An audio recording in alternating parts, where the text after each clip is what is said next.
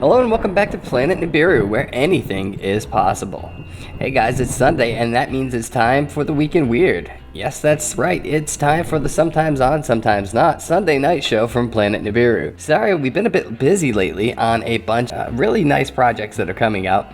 And the next video that we are putting out this week is going to be mind-blowing. I mean, it's huge. It's probably the most important video I think I've ever done. I'm sure that you guys will love it. On to the weird science and news from the last couple of weeks. The blob. People on a whale watching ship off the coast of Hawaii found a huge blob floating in the water, and they took a bunch of photos of this weirdness because, hey, it's kind of weird, right? As it turns out, it's the placenta from a humpback whale, according to the Pacific Whale Foundation. Now that's a big deal according to the foundation, because although scientists have long assumed that humpbacks travel to Hawaiian waters to give birth, no such birth has ever been definitively documented. The Whale Trust, which is another Hawaiian conservation research group, also confirms this claim. So the placenta is a really big deal, and it's the next best thing to actually witnessing the birthing. Thumb wrestling. The museum staff at the Franklin Institute in Philadelphia discovered that an ancient terracotta stone warrior statue was missing a thumb. A partygoer who snuck into the exhibit was charged with stealing the finger from the museum. 10 of these Terracotta Warriors are on loan for an exhibit at the Franklin Institute in Philadelphia from March 4th to December 21st.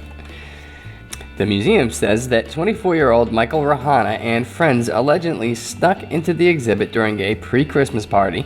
When his friends left, Rahana allegedly stayed behind, using the light from his cell phone to view the displayed items. Now, according to the affidavit by Jacob Archer, who is a special agent with the FBI's Art Crime Unit.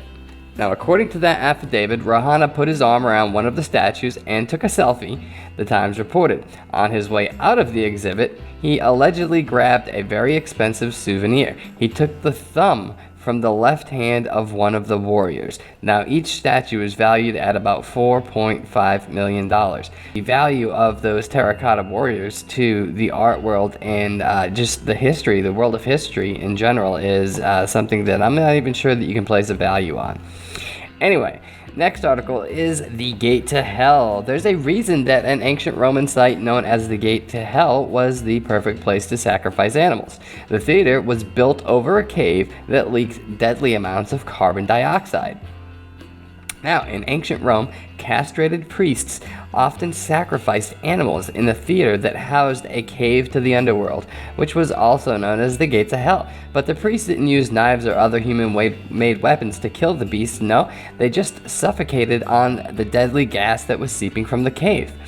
To ancient onlookers who didn't know the origins of the deadly gas, which was volcanic carbon dioxide, the entire act probably looked very, very supernatural, the researchers said, and it was probably more of a modern day, what we would call in modern days more of a magic trick or something like that, except in modern magic tricks the animals usually don't die.